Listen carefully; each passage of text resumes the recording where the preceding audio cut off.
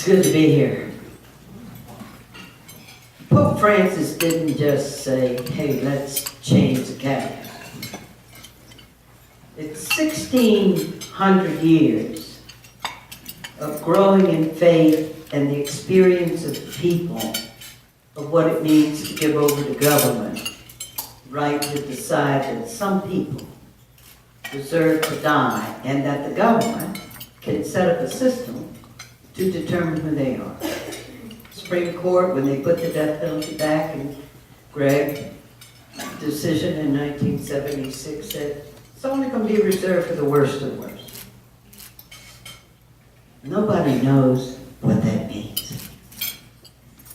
If my mother's killed and my sister, a personal, irreplaceable universe has been lost, it's always the worst of the worst. But we set out on it. The mood of the country was crime was rising. So why not get them? Fight fire with fire. If you kill somebody, you better think about it. Because we could take your life. And everybody wants to live. There's nothing greater than wanting to preserve your own life. So that would give people pause. That murders would be deterred because of the threat of the death penalty. That was one of the arguments. I came into it, believe me, when I started out as a sister of St. Joseph, working in St. Francis Cabrini Parish, teaching 7th and 8th grade kids religion and English grammar. You try to teach 8th grade boys, grammar, semicolons, and some work on death row, so they're close. It's close. But I love the kids. I love teaching. I always wanted to be a teacher. I joined the Sisters of St. Joseph because they were great teachers. And I believe that teaching and being with people and helping to change consciousness is one of the best things we can do for each other. We do it just in our normal life, sharing with each other and all.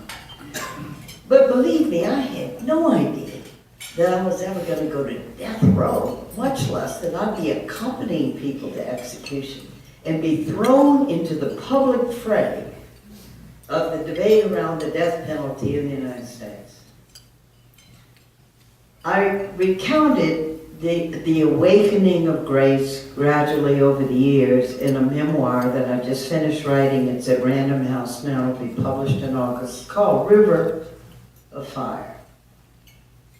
And the prelude in it is the fire part of the book. And there's a quote from Bonaventure, St. Bonaventure at the beginning of the book saying, ask not for understanding, ask for the fire. And so in the prelude of River Fire, I talk about the very first execution. The man was Patrick Sonia. He's the first story in Dead Man Walking. And he was electrocuted to death by the state of Louisiana for the killing of 2 teenage kids. And it goes like this. They killed a man with fire one night. They strapped him in a wooden chair and pumped electricity through his body until he was dead. His killing was a legal act because he had killed. No religious leaders protested the killing that night. But I was there. I saw it with my own eyes. And what I saw set my soul on fire, a fire that burns in me still. And now here's an account of how I came to be in the killing chamber that night and the spiritual currents of the gospel that brought me there. So the awakening that I record in River of Fire, and I think that maybe the best description of grace is that God wakes us up. We come to understand something we never understood before. Suddenly we get it. And it's not that we're bad people, it's not that we're blocking truth, but our experiences are limited. Mine were very limited. I grew up in privilege. My father was a successful lawyer in Baton Rouge. I I went to St. Joseph Academy, got an excellent education, learned how to do public speaking, learned how to use my mind, learned how to write. So later when I went to write a book, that was my high school education. A good education develops the gifts that are in us. And I then joined the sisters because they were such good teachers. And I also wanted to be a mystic. I wanted to learn how to pray.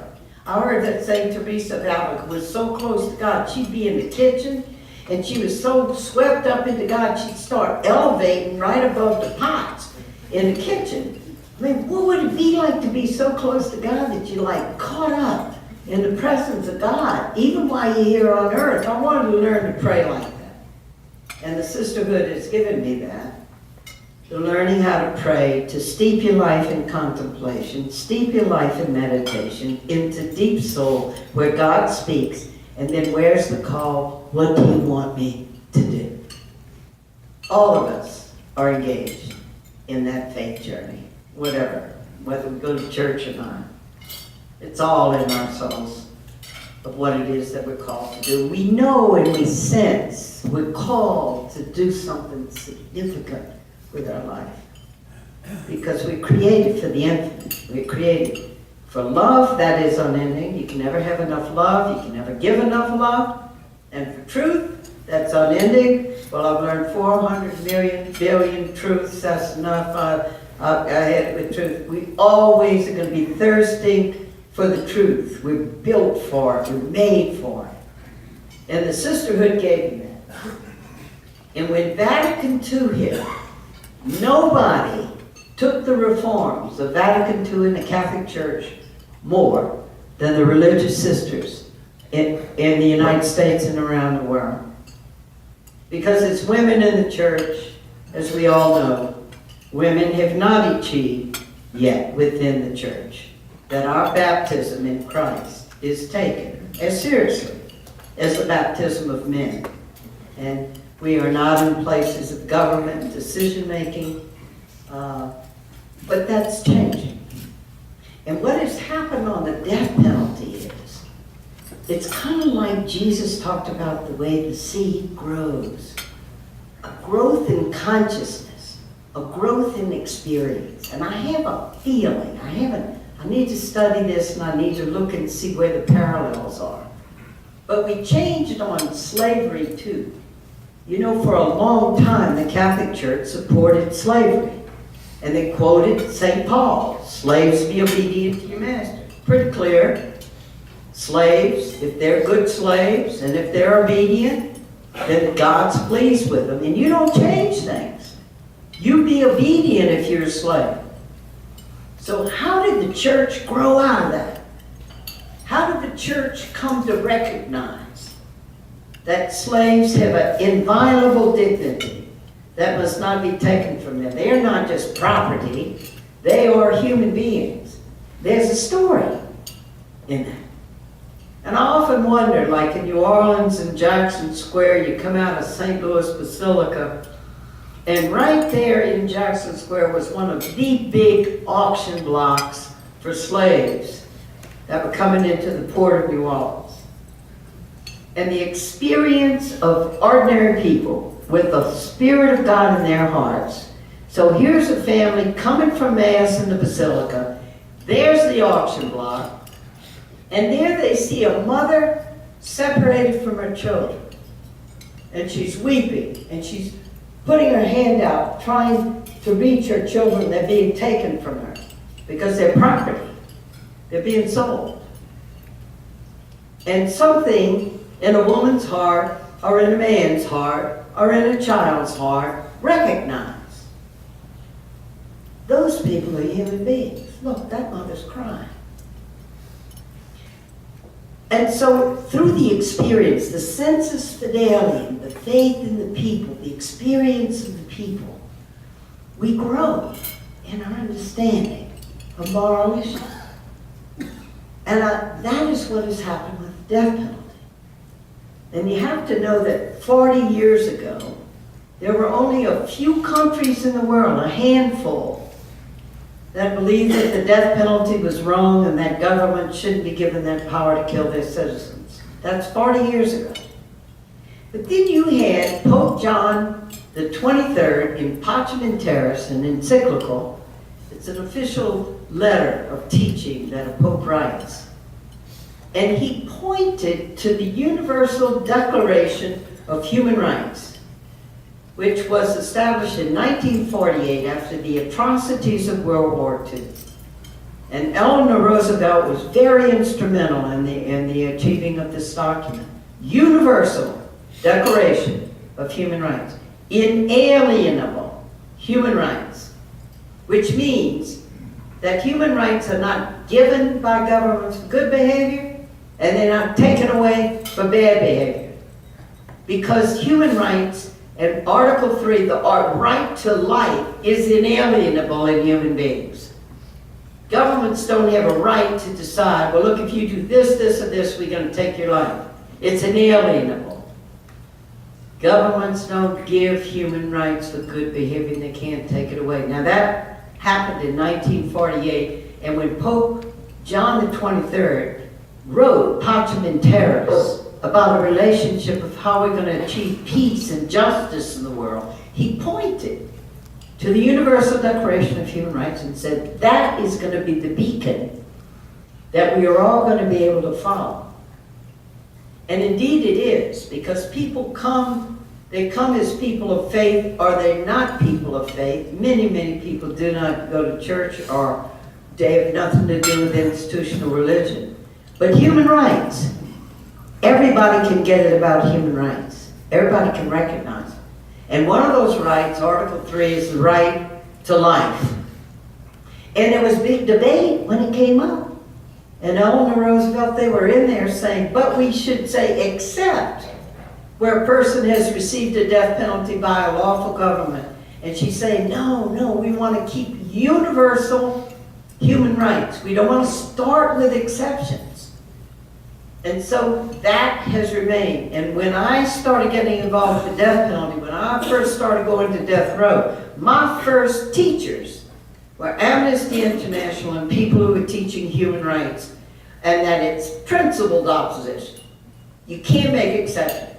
You can't say, oh, but if you kill a policeman. Oh, but if you kill a child. Oh, if you kill a room full of people. No exceptions. Principled opposition. So Amnesty International had principled opposition. And then the people I was working with in human rights around the different countries in the world had principled opposition. But our Catholic Church didn't have principled opposition. And you got to look at history. You got to look at when St. Thomas Aquinas talked about the state having the right to take the life of violent offenders.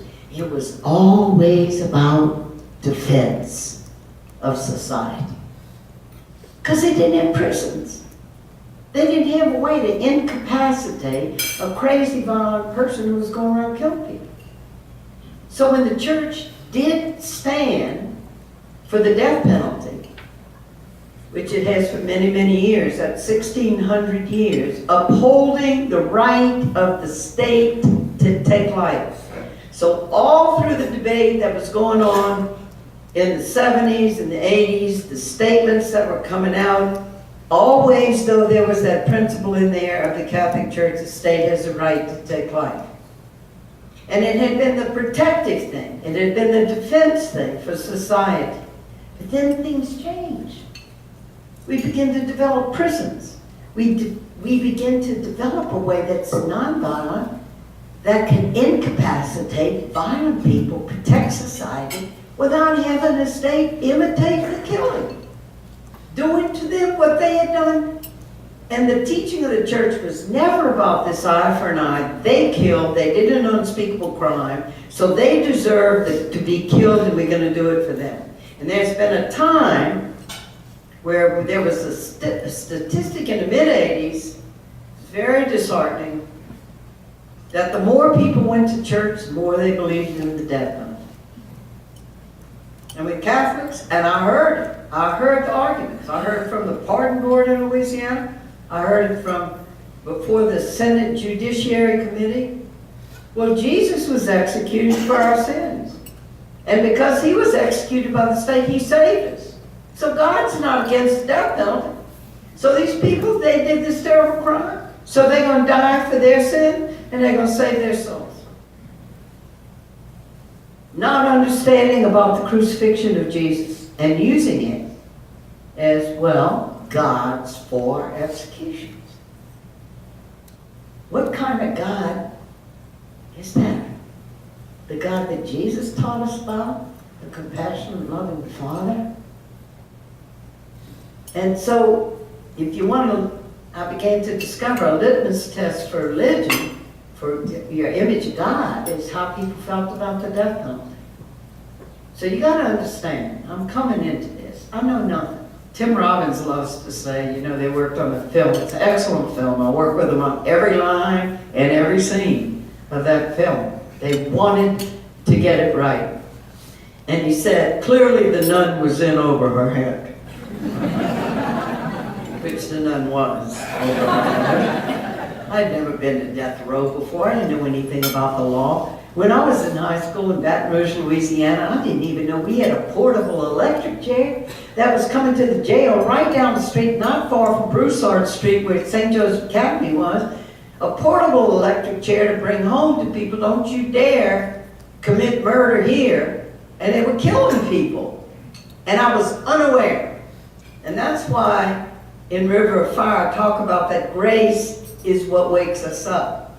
Because we could spend our whole life being unaware.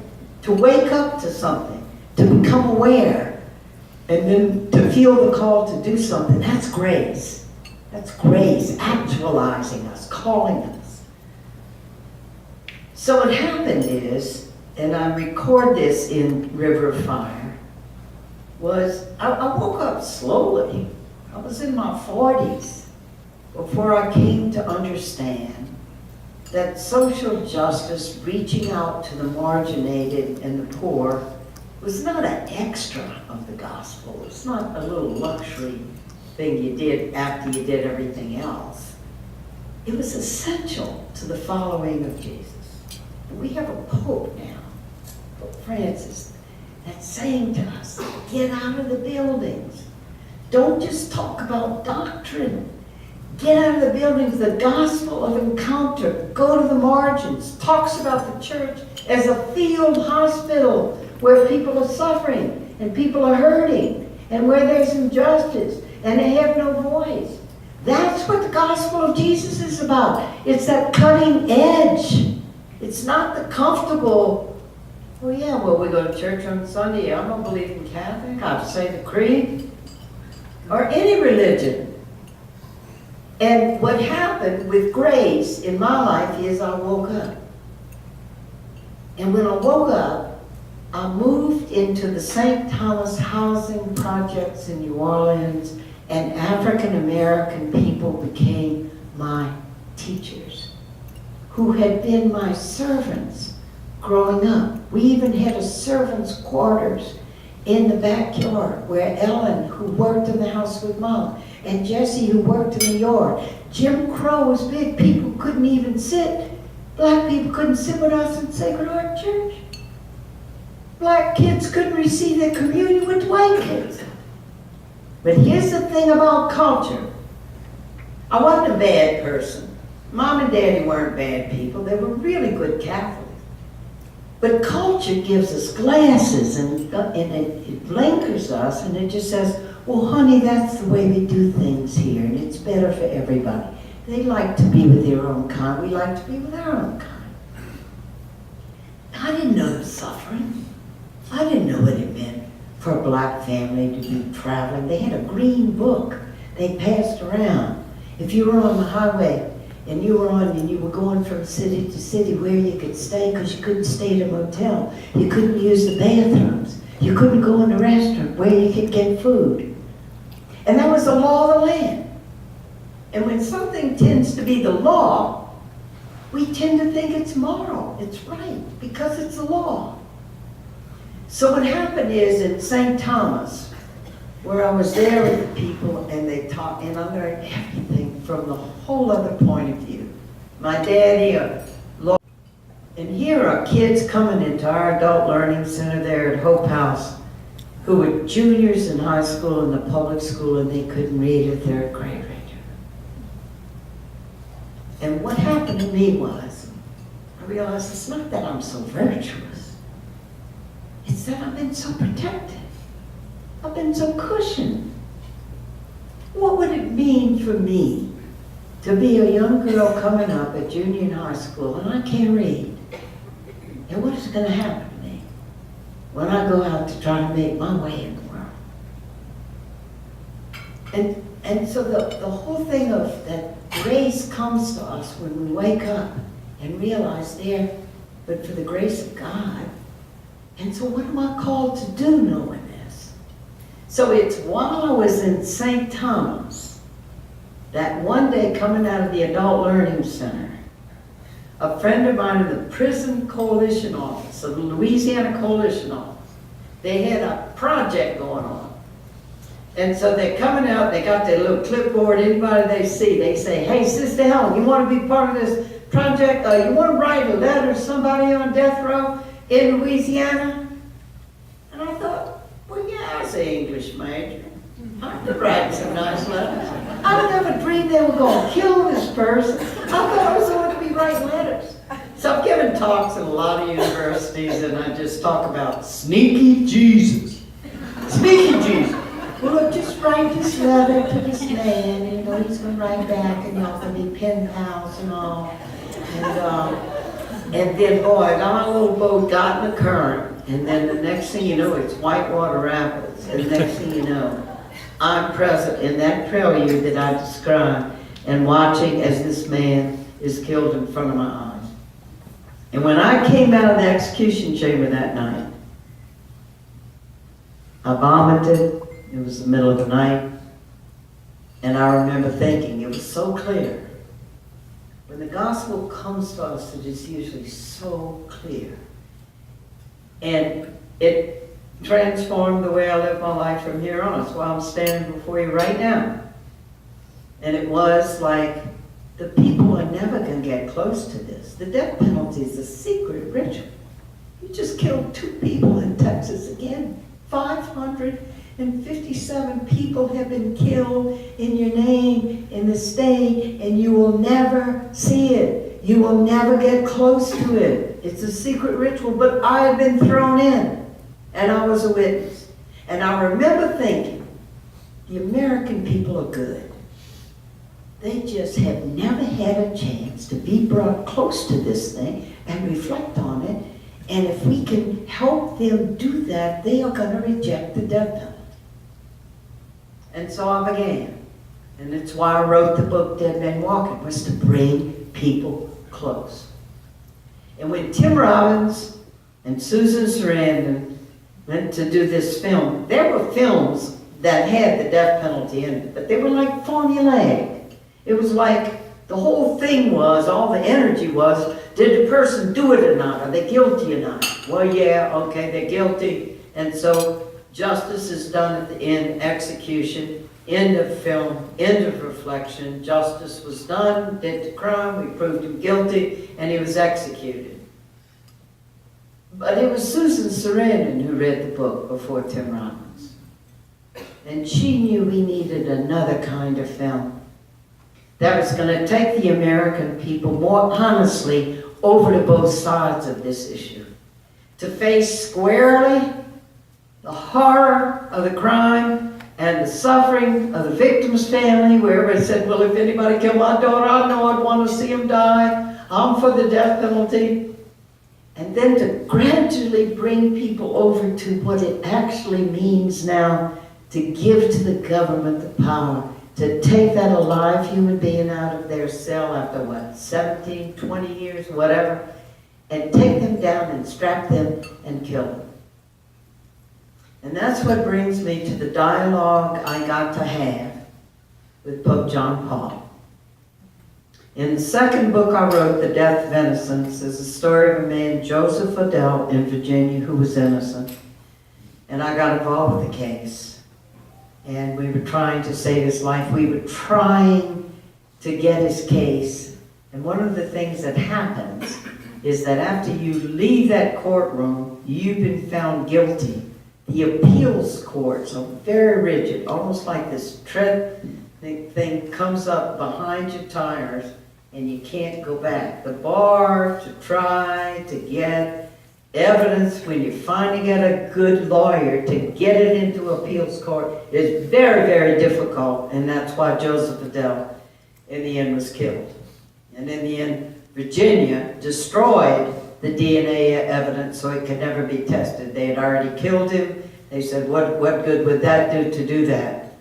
And the appeals courts, in the way they're set up, help hold it in place and move people to death. Well, that was a big discovery I made in Death of Innocence. In Dead Man Walking, I found out the difference. That it's all poor people chosen to die, and they almost always have terrible defense. Almost always. And that if you don't have an assertive, aggressive defense to raise formal objections when your constitutional rights are not upheld at trial, the appeals courts don't look at it. They said there was no formal objection, but my lawyer was sleeping, or my lawyer was drunk, or my lawyer was on drugs. No matter. You had your chance. I was shocked at this, the way it happened. I thought we had the best court system in the world. In many ways we do. But boy, when it comes to dealing with death, and that you're going to allow this process to determine death, I learned a lot. I learned a lot in Dead Man Walking, but then in the Death of Innocence, I learned the role of appeals courts and what that does to you. And so Pope John Paul. So here's Joseph Adele, this man of Virginia. God bless the people of Italy. Why this is? Why are they so keen on human rights? I think I know, because they suffered so much in World War II, but they are really sharp and alert for human rights. And the head of human rights of the Italian Parliament read about Joseph Adele. They started sending delegations over of the Italian Parliament to go visit with Joseph Adele. And before this whole thing is over, they're in St. Peter's Square, Joseph Adele, Pope John Paul hears about Joseph Adele. And so they were invited, the Italian Parliament was inviting the defense team of Joseph Adele over to Italy to give talks in different towns. And I had a chance to meet Pope John Paul, but I had a friend who was dying of cancer and I couldn't go. So I wrote him a letter. And they took my letter. And when they walked into the Secretary of State's office there in the Vatican, he said, I understand you have a letter. The press had gotten a hold that the Dead Man Walking nun had a letter. He took the letter. And when you talk to the Pope, you don't talk any different than we're talking to each other now. But what I had noticed in the catechism, and I had noticed among Catholics, we're people who stand for life, the dignity of all life, like the bishop said. All life. But it's like people are making a distinction. Innocent life, the unborn, people with Alzheimer's. But if people crossed the line and they were guilty, it was a different standard. And they deserve the punishment they get. Pro-life, but not for the death penalty. And then I noticed in the catechism, when the word dignity was used, it was always around innocent life. So what I said to Pope John Paul was, when I'm walking with a man, does the Catholic Church only uphold the dignity of innocent life? What about the guilty? And when I'm walking with a man to execution, and he's strapped, he's shackled, hand and foot, surrounded by 6 guards, and he kind of turns to me and says, Sister, please pray God holds up my legs. And I said to the Holy Father, I said, where is the dignity in this step? And if the teaching of the church is that it's for the defense of society, we can defend society by that man spending his life in prison. We can protect society. How can we call this a dignified death that he's rendered completely defenseless and he's taken and he's killed in a premeditated protocol of death? One of the stories that's coming out more and more is the collateral moral damage that's being done to guards and wardens that have had to carry out these executions. And so that's beginning to happen. And I had never thought of that before, but these guards, these are good people that work for the Louisiana prison. And their job that night is to take that man, render him completely defenseless, strap him down, and kill him. And the warden, it's got to be the first trigger, because it's the warden nodding his head, or here in Texas, he takes off his glasses. And that's a signal to the executioner to kill that man, strapped down there and defenseless. Now this is not really who we are as a society. But anyway, I said that to the Pope. Can you help the church to stand in a principled way against the death penalty? It has no dignity in killing a defenseless person. Even in the Geneva Conventions, prisoners of war, it is against them to take a prisoner of war, tie their hands behind their back and shoot them because they're defenseless. Can you help us? Can you help the church? And if you notice in Pope Francis's statement, Pope Francis didn't do this out of the blue. Like he decided we're not going to have the death penalty anymore, we're going to have principled opposition. He built on what had gone before. He built on Pope John the 23rd pointing to the Declaration of Human Rights for people, inviolable dignity of life that people have. He built on Pope John Paul. He built on Pope Benedict saying we must work to abolish the death penalty around the world. And what Pope John Paul did when he came to St. Louis a couple of years after he made the change in the Catholic Catechism, and he pushed it all the way to the edge. And he said the death penalty should be rare, if not non-existent. But he added, and it's in the encyclical, and he couldn't change the encyclical once it was out, the Gospel of Life in 95, but in cases of absolute necessity, the state can execute. And DAs were taking that to the bank. Well, here's the case of absolute necessity. Our Harry Connick Sr. in New Orleans, good friends with our Archbishop. I mean, he would read a letter from the Archbishop at trial saying it's okay for Catholic jurors to be for the death penalty. And that's just simply because that was within the consciousness as it was. Moral teachings evolve and change because we change, society changes. And that's why we develop, that's why we had slavery, now we don't. And that's what happened with the death penalty. And so when Pope John Paul came to St. Louis in 1999, he said, the death penalty is cruel and unnecessary.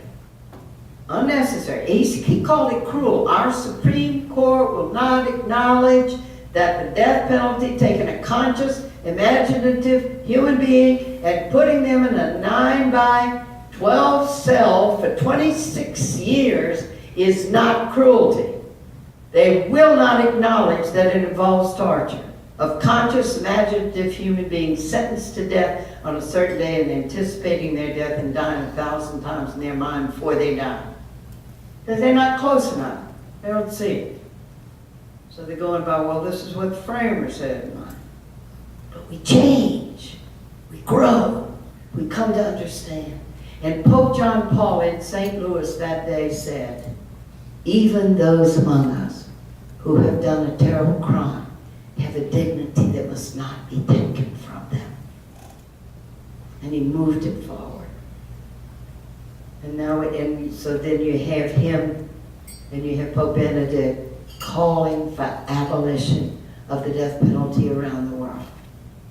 So when Pope Francis, what happens when you finally have a change, just like one day when Texas on the books will change the statute about the death penalty. Practice goes first. Practice of the people, the experience of the people. And then you reach a point of crystallization where you put it on the books. And just like it happens in states, as it will happen in this state, as it's beginning to happen in my state of Louisiana and different states around, first you change the practice. You don't practice it as much. How many death penalties do you get a year now in Texas? Remember, you used to get 48 a year in Harris County alone. In Houston. Texas is the killing capital of the United States. But it changes. People change. Juries. Now they know that they can give a life sentence. They don't have to give a death sentence. They don't want to kill. Who wants to kill a fellow human being? And you carry that the rest of your life. That you're responsible for the death of another human being. And from just the point of view of faith of what we believe as Christians, God works with a person until the time of our natural death. Who are we to cut off? That, well, God's finished with you. It's your time to die. You're going to see your Maker. We're going to decide that. Just think of it. Just think of what we've taken on in this. So I'm happy to be talking to you tonight. Glad to be with you. And I've been in and out of Lubbock a lot of times. And I've met the people of Lubbock. And such good people. The people of Texas don't deserve this. Just like in Louisiana, we don't deserve it. So it's all about, it's very similar to our democratic process. Wake up the people, and the people make the change. And that's us. It starts with individual hearts.